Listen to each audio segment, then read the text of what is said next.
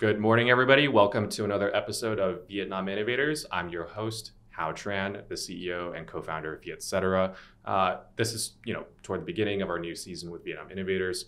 Lots of changes this season. How many episodes? Don't ask me. It might go on for a little while, but changes are coming. This is one of our last episodes that we're filming in this very studio where Vietnam Innovators was born. So some of our guests are experiencing the last of the first chapter of Vietcetera's kind of studio set. So look out for that, guys. For those of you watching and of course listening, same audio equipment, we're still doing the same stuff. Anyways, we've got a guest here today. He's been in Vietnam for a year, but his company that he represents has been here for some time. When I mean some time too, the company is a global one, Amazon. But as you guys know, Amazon does much more than just the marketplace. It does Amazon Web Services, of which Vietcetera is a customer, AWS, not sponsoring the show though. And then there's Amazon Global Selling, another component, which is very B2B focused, focusing on entrepreneurs, SMEs, helping Vietnamese entrepreneurs, manufacturers, brands go global. So we have Gijae Seong. He is the head of global selling for Amazon Vietnam. Welcome to the show. Thank you. Yeah, thanks for your warm welcoming. Also, yes. Pretty surprised and happy to hear that you have a pretty accurate knowledge on global selling on Amazon. Because a lot of people, as you mentioned, understand Amazon as a more of marketplace. Yes. But as you say, we have a lot more unique business units under Amazon umbrella, and then global selling is one of them. And then, thank you for introducing the global selling in the right and accurate way. My pleasure.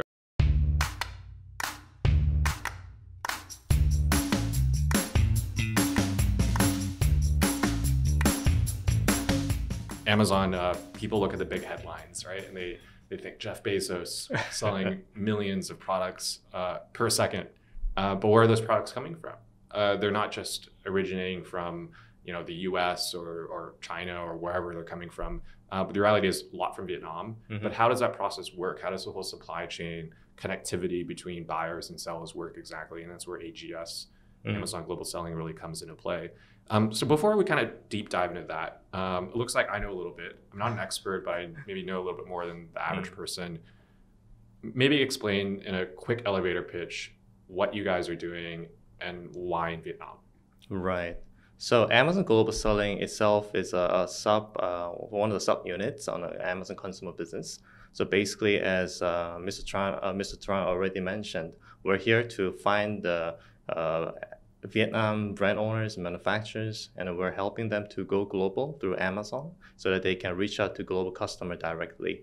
So in Amazon, we have 21 marketplaces across the world, and we have more than 200 countries customer coming and visiting our websites, and then they buy the products. And we have 300 million customers in the world. So we're providing this vast opportunity to the sellers and the manufacturers, brand owners, anywhere in the world. And the Vietnam, also, we can talk later more about the Vietnam's potentialities, but it has a unique also products and then unique selections they can bring to the global customers. So that's why we're here, set up our team here, and reaching out to the global, reaching out to the brand owners here so that we can maximize the potential of Vietnam.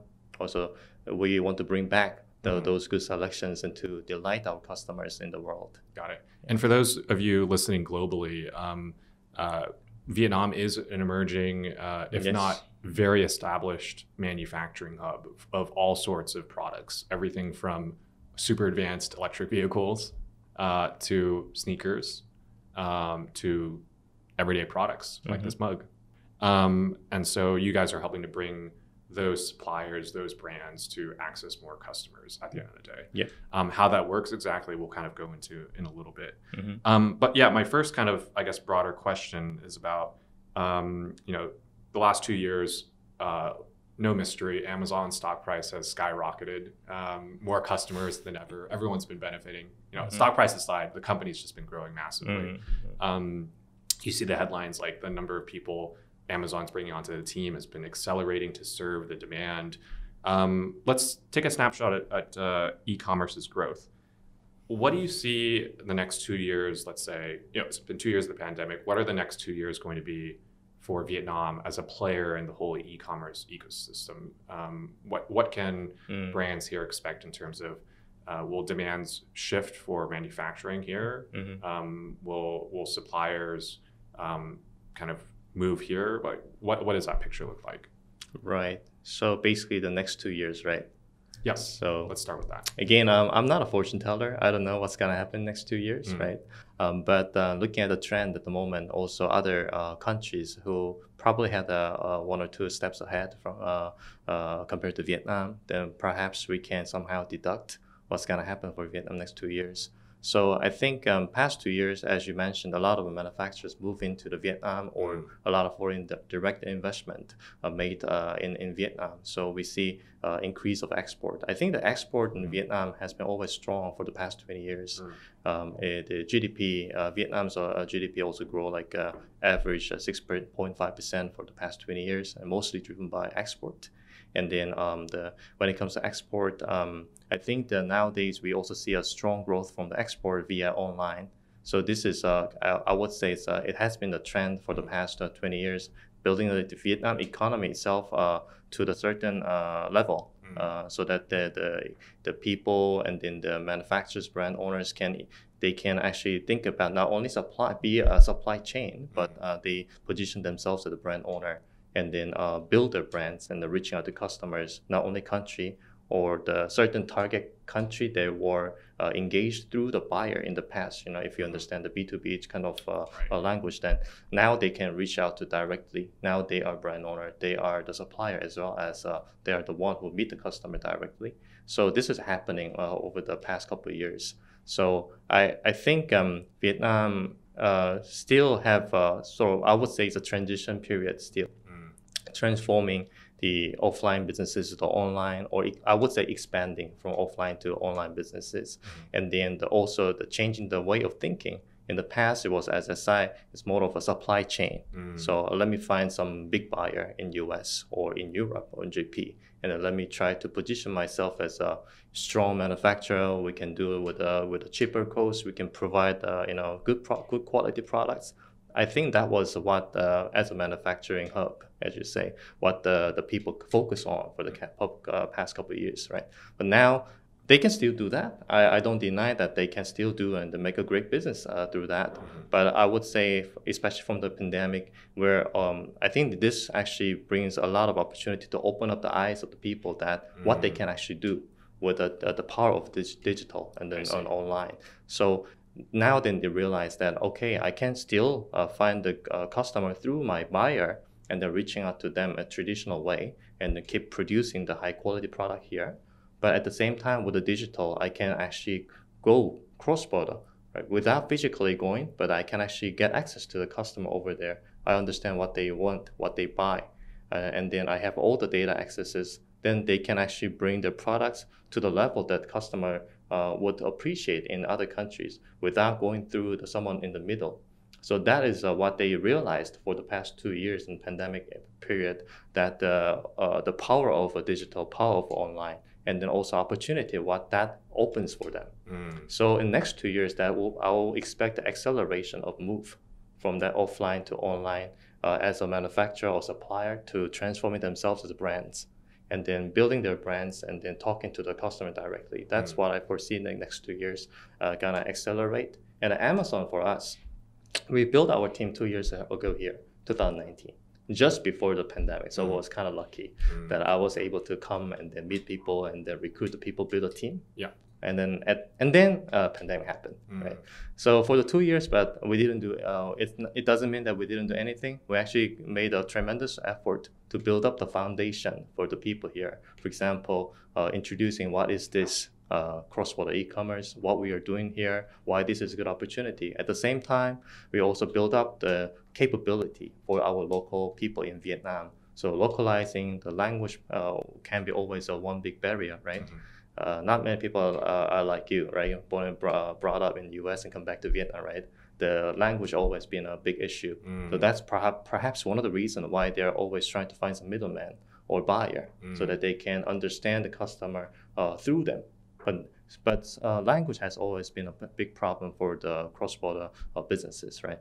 So we focus here to translate and then bring the localized experience to the Vietnam sellers so that they can easily understand Amazon global selling. Also, they can easily access to a tool. They can utilize their strength and then their manufacturing powers without any limitations because due to the fact that the language barrier. So I think that's what we did for the past 2 years, building up the foundation and then narrowing the gap between the Vietnam sellers and then what is required for the global, be a global seller and then be a good brands for the global customer. So now that we see still pandemic here, but we see this slowly, the borders are opening up and then we're more comfortable. I would say this is a new normal already. So in the next 2 years, then we are here to provide more educations and then increase more awareness of this great opportunity. Also, reaching out to the local brand owners with great selections, and then we basically be an evangelist here about the global selling opportunities. And that's what we're gonna do. So that I foresee what's gonna happen next 2 years. Gijae, so thank you for sharing that answer. You know, the last 2 years, we've seen an acceleration and adoption, especially on the consumer side. And you guys luckily were here when that wave caught up. But of course now, you know, the job continues. Education, I think that was a very key word for you guys. Education, evangelism, the fact that these suppliers may not be comfortable selling, you know, it's not really direct necessarily, but just a little bit more hands-on, but just understanding the opportunity and why it's a compelling one. They can potentially save costs, drive more revenue for their businesses. There's a lot of good factors that they need to know to make a more informed decision. My next question is also more about the consumer side. This is more of a global trends kind of thing, but what are consumers buying or have been buying now that you know, everything from supply chains are a little bit tighter to, you know, shifts in manufacturing? What can you share there in terms of the consumer side? What consumers are buying or trends in general? How are they buying and what are they buying? Yeah, I think this is very similar to with Vietnam here, what happened for the past 2 years, how the customer buying behavior has shifted, right? A lot of people, you know, of course, they find it easy to buy something online, or maybe because of the fear going outside exposed to the virus. So I think I can see the two things here. One, a lot of new people who are maybe not a usual customer to online businesses, now they become like a regular customer for us. Past the 2 years was a good education time.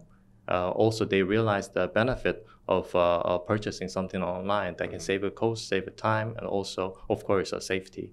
The second thing is that there's lots of things for example, in the US, it's a big country, and then it's not like every delivery, for example, they deliver to your house. There's a pickup place, separate pickup places, or sometimes, I don't know whether you heard about Amazon Locker. Yeah. So there's many different places you don't actually have, you are not sitting in your house waiting for your goods delivered, but there's some other third-party places going out. But obviously, more than 70% of people prefer home delivery. And then they also afraid of going out, and even it's like traditionally what they have been doing with online. So before COVID-19 in the US, then there's a delivery happening in offline pickup places, but now we see it more and more home deliveries, and people prefer.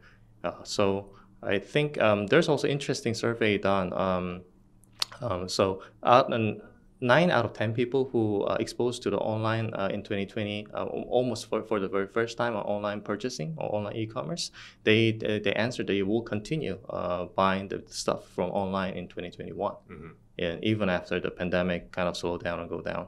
Yeah, so it indeed shifted the customer buying behaviors. Yeah, got it. Yeah.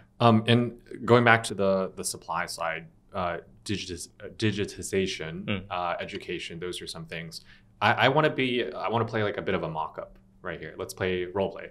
I'm a very old school manufacturer. I make, I don't know, pencils, let's say, right? Okay. And I'm so used to just selling millions of them in mass to, you know, this guy over there, this guy over there. What they do with it, I don't care. But now your team's coming in and be like, hey, you could save 10%, 20%, maybe even more Maybe you can look at branding your own products. I don't know, whatever. What would your team tell someone like me in terms of that first kind of approach? How could they grow their business with AGS? What's the first kind of approach that you guys would make? Right, that's a great question. If I am able to give one short answer to that will be $1 million answer, right? Of course. Honestly speaking, it's not easy, to do this transition. Especially imagine yourself a traditional manufacturer doing this business for 40 years. You cannot imagine you can change your style, your business mindset, and your production style, and all these business models overnight. No, it's a hard decision, very difficult. So my team actually in here, they spend a long time, a lot of discussion, a lot of persuasions, a lot of honest, very candid discussion over the 6 months or even sometimes 1 year to change or to make sure that our these manufacturers, traditional brand owners, understand the opportunity not as a one-off option they can do when they have some time, but it's indeed a critical change. I would say it's a must. It's a new world, right? We're talking about the new world, and this is I would say the new language that you need in this new world, which is a digital, which is going online. So it's not just simply, can you also consider doing online business on top of your offline or traditional business? No, you actually, what we are telling to them is that we're asking them to change their mindset, the way they look at the business completely. So that's why it takes so long to completely persuade or get this idea into that person's heart. It takes a long time. Innovation's almost like required these days, or you might lose your business or be outcompeted. Per se. And I think, to add to that, a lot of these owners are old mindset, and nothing wrong with that necessarily, but if you don't innovate, things might catch up to you later. But one trend I'm also seeing is that there's a generation of younger Vietnamese who are taking over the family business, let's say, who have, let's say they study in the US, or, they're here in Vietnam, they're buying products online already, and they can see the opportunity. And, sometimes their family might be like, oh no, we don't want to do that. But then they kind of come and be like, me as a young customer, I see why I'm doing it this way. So maybe that's another thing to consider in terms of reaching, ownership or brand owners and so on and so forth. I think that's going to be a trend that we observe in the coming years. Amazon Global Selling plays a pivotal role as the leader in cross-border e-commerce, who supports thousands of Vietnamese seller partners go global and proudly introduce made in Vietnam products to millions of customers worldwide. By focusing on empowering local small and medium enterprises to embrace cross-border e-commerce, Amazon Global Selling contributes to bring positive transformation for Vietnam's digital economy. Gijae, my next question for you would be about what barriers are there for these SMEs? Let's be honest here, right? They're going to come up with all these excuses for not wanting to sit down and learn. What are 1 or 2, 3 top line kind of barriers that are real ones, not just mindset, but actual ones that they should know before going forward with this? I still want to make some comments on that mindset. Just let me allow some seconds for that. Sure. So basically, it is really important to work with someone with a right mindset. So I'm always asking this to my team as well. When they search for some great products, great selections, then they feel like, oh, this is what our global customers would like. They love it. And they go for it, but not always the results is good. Because it's not about the products, it's more of a mindset of the owner, whether they are ready, they are committed. Even if we onboard, we have been onboarding hundreds of brand owners so far for the past 2 years, more than hundreds, thousands of them. But the thing is that even if you're on board, and it doesn't mean that you're successful. You need a lot of commitment in order to really make your businesses established on global marketplaces, also make an impact on your online business. So it's just not easy. It's not gonna happen in the overnight. So it needs the persistence, and it needs a strong commitment. So the mindset is really important. And then it's not simply like, oh, I always been a very daredevil. I always been a strong businessman. I can do it. No, I don't think so. You need to buy in this idea. You need to see why it so matters. And then you understand, okay, this is a great opportunity. And at the same time, as you say, there's a challenges. You have to understand what challenges, what it takes for you to be successful, right? And then still you want to go it, you want to do it, you have a strong commitment, then I think we can work together. We can make a future. Okay. So the barrier, then now we talk about the barriers, right? One thing is obviously the language as a barrier. Yeah. So if you don't understand the language, of course, Amazon will try to translate everything. But still, when you look at the customers, and there's a certain limitations when you try to appeal your products into their language, right? You can use a translator. Of course, nowadays you guys have local teams, though. Yeah, but we have the local marketplace is mostly English. Yeah, we're helping them to find what is the right products. But eventually, there's a lot of things that the manufacturers, the brand owner, they have to do on their own, right? When it comes to understand customer demands, and then they want to translate the product descriptions and the packages and the marketing messages into the right word that the customer wants. Then the language is the one barrier. And then the second thing probably will be more of online skills, right? So again, I completely understand where this more of a traditional background people hesitate coming in here. So it's like I would say it's kind of jungle in a way. Amazon itself is it sounds like a jungle, but and there. Online, it enables everybody and it equips everybody equally. So you have access to some data through online tools, and then usually the online tools we're trying to make ourselves scalable, try to provide all these great tools to all the people over there. So what does that mean? Then doing the business online means that you are exposing to yourself a jungle where lots of people are equipped with the same level of tools and compete with you, right? So it's not that easy. So you need to have a very strong skill sets, how to operate online. You have a great understanding on how this digital traffic and numbers and conversion and all these things how does these things happening, right? So it will be very different from your offline traditional way of getting your big buyer, right? After 1-2 years of a persuasion, following them up, and then had some great time with them. And it's kind of different. I wouldn't say which one is better or right, but I would say online is a very different animal. So you have to have a very good understanding and skills. And then that's why we are here to provide that education, right? So are they eager to learn those skills, you would say? General. Yeah, I think, again, there's always people hesitant, right? Or risk averse. And then there are people, as you mentioned, most of them, second generation, they're more eager because they have a great experience as a customer, right? They know why this is important. So they are eager to know and eager to learn. And you know what? This is a bit of side answer, but when I first came to Vietnam for this particular business purpose, it was 2017. So it was 2 years before I set up my team here. So I was invited as a speaker in one of the conferences. And then there, I actually didn't have a lot of expectations because I traveled to Malaysia, traveled to Thailand, and then many different places. But when you do this kind of speech, and people their behavior is they're lean back, right? And cross their arms and they say, just come on, say something, right? And let me see whether your talk is good or not, right? So I wasn't so much of expecting great audience and then things like that until I came down to Vietnam. I still remember that was a Gem Center right in here in District 1, right? When I opened the door, there was thousands of people are already sitting down, lean in, right? They're so eager to learn, what the people are talking on the stage. Yeah. Now they're not, of course, they're not waiting for me, but a lot of the great speakers over there, and then they're so keen on to learn this opportunity and knowledge. Thousands of people. Wow. I would say it was more than 1,000. I don't know exactly. I didn't count it. It was a big crowd. Yeah.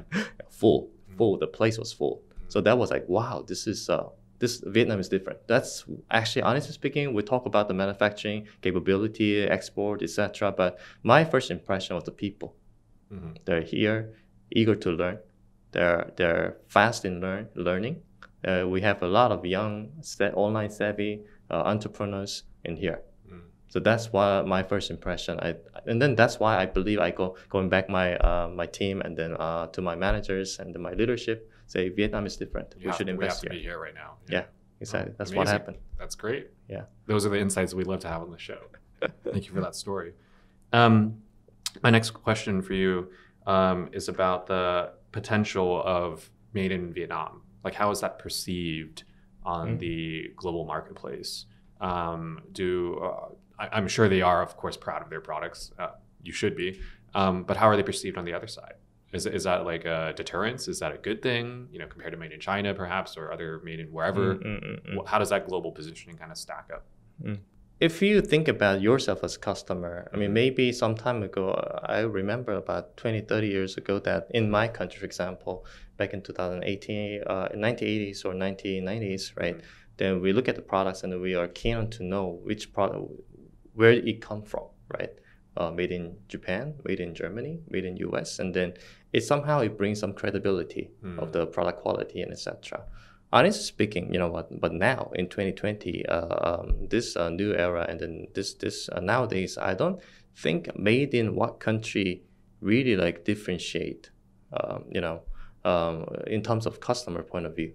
Made in Vietnam, I think, as we are established in Vietnam as one of emerging manufacturing hub, already be in a way in Southeast Asia at least, that's already manufacturing hub, right? I'm very curious. I mean, you don't probably know the exact numbers, but the percentage of products made in Vietnam that are sold on the global marketplace have probably just gone up like that in recent years, probably, right? Exactly. Are there exact numbers? I'm not quite. Sure. Yeah, a lot. Yeah. Okay. Because what I know is that the Vietnam export number, right? Sure. The last year we delivered more than $300 billion, which is higher than Vietnam's own local GDP. Oh wow. Okay. Yeah, the Vietnam local GDP was less than 300. So which is anyhow hugely export driven. So as you say, I don't know exact figure, but the percentage of made in Vietnam products contributing to the global markets, I think, is increasing very fast. Okay. Yeah. So people also have an interest in the Vietnam's more like genuine products like rattan, home. I think the number one product I see at least in Amazon from Vietnam is home and then kitchen products and home decorations. A lot of small furnitures, and then of course like mug cups and then things like that. So that this is one of the right, as well as big, also is fast growing. So a lot of good Vietnam manufacturers we're working with are creating these small unique items made out of wood or these materials. Got it. And let's talk about the Amazon brand. We're talking about mindset and language and these other things, and it's probably fairly easy to approach people because Amazon is a very big name, and I'm sure pretty much everyone recognizes it. How is the Amazon brand developing in Vietnam, especially without the marketplace here? We have AGS is probably one of the juggernauts moving it forward here, and of course AWS. But looking at AGS, how is that brand kind of perception? How has it evolved over the last couple of years on every side of the equation? Right. That's also a very big question, right? Well, the past 2 years, I would say, I think I mentioned earlier about the people general concept on Amazon, right? And then even AWS, although AWS has been here earlier than AGS team here, but a lot of people also a bit confused, what Amazon really means. And then in the earlier days, when I got a job in Amazon first, like 7 years back, and I also had to explain what Amazon and the AWS are different to my wife. So it's not that easy to understand as a general customer. So we also did some survey on the Vietnam, the customer, how they perceive Amazon. And then a lot of people have a good understanding on what Amazon is. And then they have a pretty positive image towards that brand. But when it comes to more of sub-teams like global selling, then there's a lot of question comes in. Of course, a lot of people see it when they see the news in Amazon, and then they easily kind of imagining that Amazon is gonna come to. They just see the headlines. They don't actually read the insights necessarily. And then they're gonna come in here and then open up the Vietnam marketplaces. A lot of speculation. Is that happening? Right? I don't know. No comment. Yeah, nobody knows. I mean, I maybe or maybe not. I'm not sure. But one thing I can say for sure is that Amazon has a great interest in Vietnam. Great interest in Vietnam, actually. Fantastic. Yeah. So I think for the past 2 years, what we have been doing here is that, of course, trying to increase the awareness itself. So Amazon is not like something like outside of Vietnam. We are already here. And the second thing is that we are here to drive the export business, not launching the marketplace here, right? So we have to increase our brand name, as well as we have to fix and get the right concept of Amazon global selling team here. So that was kind of a main area in terms of driving the brand awareness that we focused on the past 2 years. Got it. Also, we try to introduce the real cases, real exciting customer seller success cases, so that people have more like better idea what it really is. Because if I say something about this concept, say something about the concept to the customer, then it takes a long time for them to understand. So it's always seeing is believing, right? So we're for the past 2 years, then we have been making a lot of great the success cases, interview with a seller, making a video series. So we are sharing. We are also spreading out through the multiple media channels, and so that's what we have been focusing for 2 years in terms of brand awareness for front. And so then, yeah, the last 2 years, a lot of case study building, putting out the success stories from Vietnam to the world through AGS. What does 2022 hold? It's the third year. I mean, I'm sure you're still doing a lot of that. What can we expect in terms of new initiatives over the next calendar year and beyond that perhaps we haven't done? Right. So for the past 2 years, it was more of a foundational year for us. So we're looking at the gap, right? What is missing here, and then we wanted to build up basically the plan to address the gap first. So the first gap I mentioned was about the brand perception and the concept, right? The second gap we focused a lot was the localization. Even seller, they want to sell on Amazon at the beginning, and 2 years back, it's all English. There's nothing they can do with Vietnamese. Now we enable them to choose the language. There's a drop-down menu in the system, then they can choose a Vietnamese, and they can ask in Vietnamese. Not only look at the menus, read it, but they can also reach out to the seller support team, for example. We have a seller support team speaking in Vietnamese, so they can email them. So you didn't have that when you first came here? No, not at all. You have to do it in English. So now we're providing a lot of support in that front. So that's the second sort of building block for making the great foundation. The third part is obviously building local team here, so that we already established 2 teams, one in Ho Chi Minh, the other one in Hanoi. How big is that team exactly? Maybe you can't share exacts, but yeah, we cannot say exact number. Yeah, we're growing. Sure. So basically the Hanoi teams do cover the people in the northern part of the country, and then we know Vietnam is a long country, right? So and it's a very distinctive culture as well. So we want to build 2 local teams that exactly understand the people in the north and south and their culture, so that we can find the right target. Again, I talked about the seller success cases, but who creates the success cases, right? Well, our local team will reach out to the high potential high potential brand owners, manufacturers, and we are working together. We are building them successful on Amazon, and then we get their story and then making a video. So it's a good virtuous circle, right, in a way. So that's for the past 2 years. Then now, talking about the 2020 and then moving forward. So I would say this 2022 is a growth. It's a year of growth. So building on that foundation, that we want to accelerate what we have been doing. So now we build up some foundational ground. So we are expanding a multi-channel on the online, Facebook, YouTube, and then Zalo and the other channels. Also, together with our PR, increase awareness, also give a good education what it means doing the global selling with Amazon. Also, second pillar is that we are also recruiting, we're building the education team. So previously, the education was more on the providing some materials, right? Self-education materials and all that. But we realized that especially global selling is a lot of a blocker, a lot of challenges. I wouldn't say it's an easy thing to do. So we provide not only self-serving tools and the education materials, but we are also building a team of education, so that they can actually provide the hands-on, online, offline, and hands-on, and very detailed, very high quality contents. Like workshops or even one-on-one? As long as the pandemic situation allows. And then of course we're gonna make it as online first, but when the situation allows, then we're gonna do the offline. And then these teams will only focus on education. I'm imagining that Gem Center, panel discussion you're on, you have thousands of people. Perhaps your workshops can be just as long. We can do that. Actually, we did it in 2019. There was an annual conference where we invited 1,500 people on the spot. AGS conference? And then, of course, the past 2 years, we changed it to the online format. But due to the online, we are able to meet more people.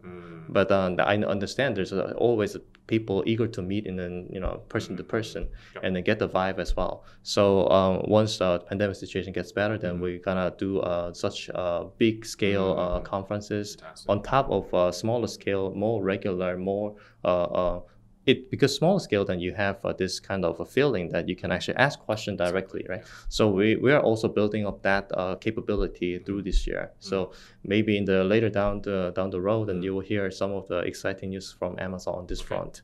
And the other growth is obviously keep expanding our local team to reach out to the local brand owners and manufacturers. By the way, if you know anyone good one, then please refer to us so that we can help them to really be a global brand. Yeah, of course. And then last part is that we have we are focusing on building the great relationship and then a great program together with the government agencies.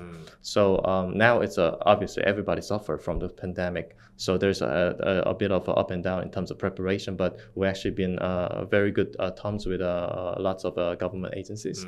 So we're building up for the past 2 years, building up the good understanding on the businesses, why this is important for the company, not only company level, but as a country level, why this is so important.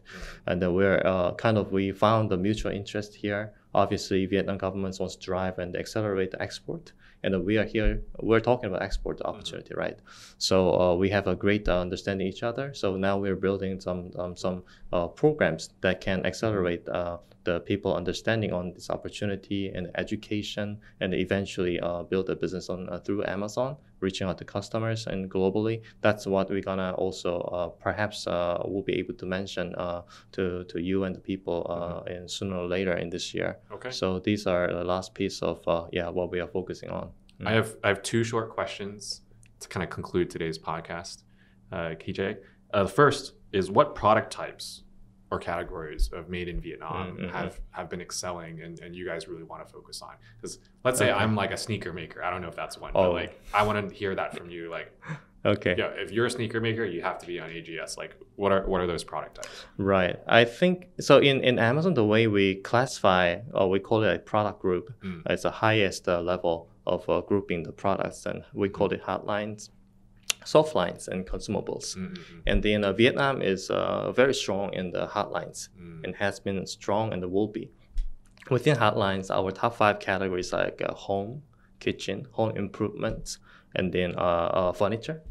And then, these kind of things are our top categories within the hard lines. Furniture makers, for example. Yeah. So furniture is actually a very interesting part. This is really strong in Vietnam. I don't know whether you saw the news last year. So Vietnam to US export, China always been like one of the top, 1 or 2 across all the categories. But when it comes to furniture and wood products, Vietnam was number 1. They overtook China last year.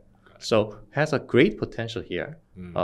But at the same time, furniture is not easy because of big volume, right? It's exactly. Heavy, big, and then expensive. And then the one who can overcome that logistic cost issue will gonna get a big share out of furniture business. Great. So this is a future investment. I and my teams are really focusing on this, but we know that there's a lot of hurdles to overcome to really open up the opportunity for furniture online. So this, I would say, is a future opportunity within the hotline. Got it. But the small products like small home decorations, maybe small chairs or foldable products and foldable furnitures, these are easy to ship out. So I think this is still one of the top categories that Vietnam are selling into Amazon, also getting a lot of good comments from the customers. I think it's safe to say that all categories are high priority. So anyone making furniture or anything else, actually reach out to AGS. Final question for you, Gijae. I'm sure you guys are hiring. It sounds like you have 2 very large teams already, significant numbers of people. Very big about the exact number, but just want to give a quick shout out. I'm sure you guys are hiring. Like, what are those roles? What does that look like? Oh, thank you. Yeah, this is a great opportunity for me. So obviously we have a growing team. We need people across multiple positions. At the moment, we need account managers. Of course, we need the frontline people who go and reach out and then introduce this great opportunity directly. Also help those brand owners to be successful. So we need account managers. Also, we need more marketing people. Again, we're trying to increase our awareness, also given the education. So we need more marketing people, more education trainers. So account managers, trainers, marketers, these are the main the people that we're looking for at the moment. Okay. But we do have a more positions, interesting position like a program manager or etc. So if you're interested in maybe the people listening to this podcast can reach out to me through LinkedIn, or you can search Amazon.jobs. That is our official site. Got it. So you can find the Ho Chi Minh or Hanoi-based job over there. Okay. Yeah. Well, very good. We have only tens of thousands of people will be listening, so hopefully one will apply for a job at Amazon AGS. I think that concludes today's podcast. Gijae, thank you so much for joining us. It's been a pleasure learning about AGS. Very distinctive. What they're working on has a very high impact on Vietnamese society. So we're looking forward to over the next few years how that's going to play out. Gijae, thank you for joining the show, and we hope and wish the best for AGS in Vietnam. Yeah, thank you so much for inviting for me and then giving this great opportunity to talk about the AGS. Yes, as you say, we're gonna make an even bigger opportunity for the Vietnam. So I hopefully, I have another chance to come back to you, and then have another this great chat, and then by the time then I will probably have more things to share with you, more success cases, more happy news that how the Vietnam products and the companies are doing the great job in the global marketplaces. Thank you. Thank you, Gijae. Everybody, thanks for tuning in for another episode of Vietnam Innovators. Drops every, I think, Tuesday morning. Might be changing. Anyways, Tuesday morning. New season, Vietnam Innovators, hosted by me, your host, Hao, CEO, co-founder of Vietcetera. Thanks for tuning in, guys. See you next time. Bạn đã sẵn sàng chung tay cùng Amazon Global Selling đem niềm tự hào Việt đến hơn 200 quốc gia và vùng lãnh thổ. Amazon Global Selling is committed to working with local businesses to deliver their products all around the world. Whether you're an established enterprise or a startup who desires to find a new path for Vietnamese products, Amazon Global Selling is proud to bring made in Vietnam products to the world. Amazon Global Selling, tinh hoa hàng Việt vượt xuyên biên giới.